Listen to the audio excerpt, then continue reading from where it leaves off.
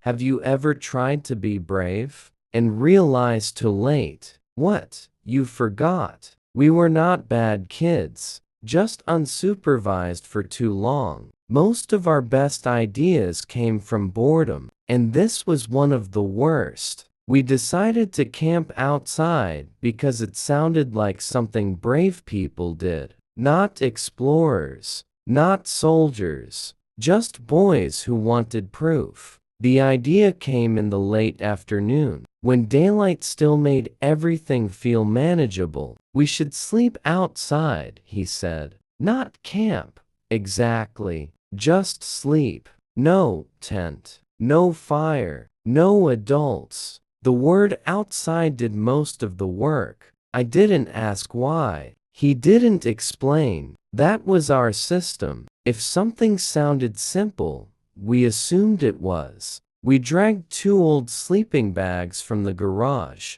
They smelled like dust in summers that had already happened. The backyard looked different when we imagined staying there overnight. Smaller, more official. We chose a spot near the fence, where the grass was flat and worn down, as if other people had once made mistakes there too. We laid the sleeping bags side by side. Too close, probably, but distance felt unnecessary while it was still light. We stood back to inspect our work. This is fine, he said. It was important to say that out loud. We didn't bring flashlights. We didn't bring food. We didn't bring anything useful. We brought confidence. That felt lighter. As the sun went down, we talked louder than usual. Not because we had more to say, but because silence was starting to test us. We lay on our backs,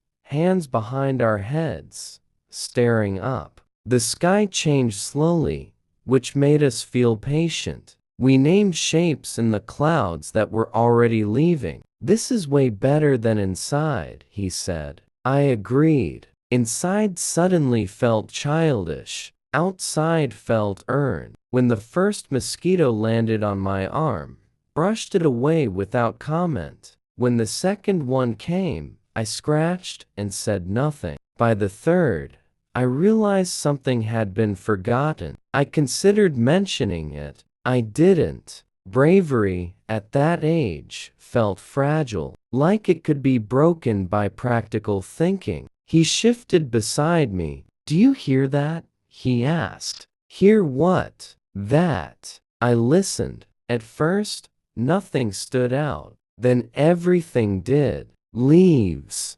Insects. A sound that might have been a cat, or something else pretending to be a cat. It's just normal stuff, I said. This was not based on knowledge. It was based on hope. He nodded. We lay there, proud and uncomfortable. The mosquitoes became organized. They found skin we hadn't thought about protecting. We slapped at the air carefully, trying not to look panicked. It's not that bad, he said. It was already bad enough to require a statement. The light drained completely from the yard. Darkness didn't arrive all at once. It crept in, taking details with it. The fence disappeared first, then the trees. The space above us grew larger. I stopped talking. He did too. That felt important. Silence.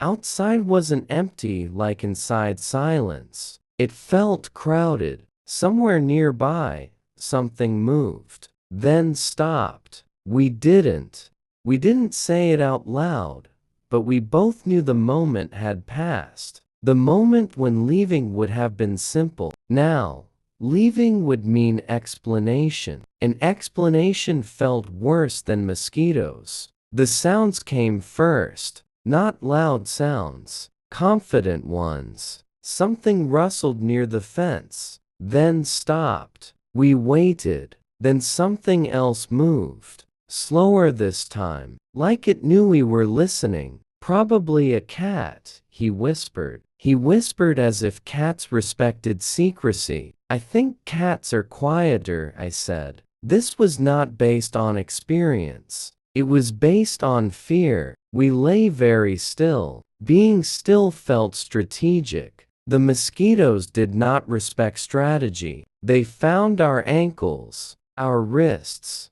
the small spaces we had forgotten existed. Scratching became complicated. Too fast, looked panicked. Too slow, felt useless. We tried scratching silently. This did not work. At some point, he whispered, "Are you awake?" I was. That question is only asked by people who are deeply awake. I think something's out here, he said. Something was doing a lot of work. What kind of something? I asked. He paused. A big one, he said. This was not helpful. The dark felt thicker now. Not darker, thicker, like it had weight. Every sound came with a second sound behind it, an echo that felt personal. The fence creaked. We both stopped breathing. Then we realized we had stopped breathing and started breathing again very carefully. "This is stupid," I whispered.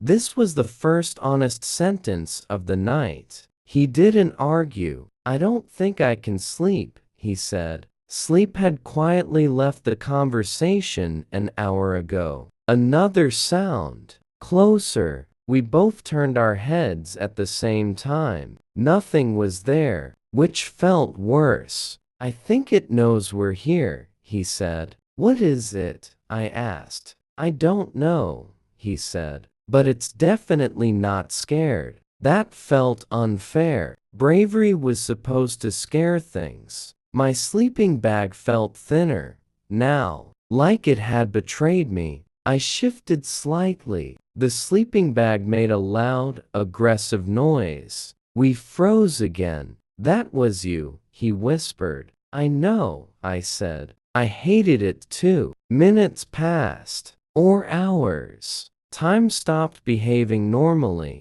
Finally, he said, very quietly, "If we go inside now, we can say we meant to." This idea felt brilliant. We waited a few more seconds, just in case bravery came back. It didn't. We sat up at the same time, moving too fast, tripping over the sleeping bags we had once been proud of. Running felt childish. Walking felt impossible. So we did something worse. We speed walked, trying to look calm, failing completely. Halfway to the door, something moved again. We abandoned dignity. Inside the house, the door closed behind us with a soft click. That sound felt like safety. We stood there, breathing too hard, trying not to laugh. Camping was fun, he said. This was a lie, but a useful one. We slept on the floor that night. Inside, lights on. The next morning, we told no one. Outside, the yard looked normal again. Too normal, like nothing had happened, which made it feel like we had imagined the whole thing. For years, I thought that night was about bravery. Now, I think it was about this. How long you can stay somewhere uncomfortable just to avoid admitting you were wrong. At the time, we called it courage. Later, we learned a better word: stubborn.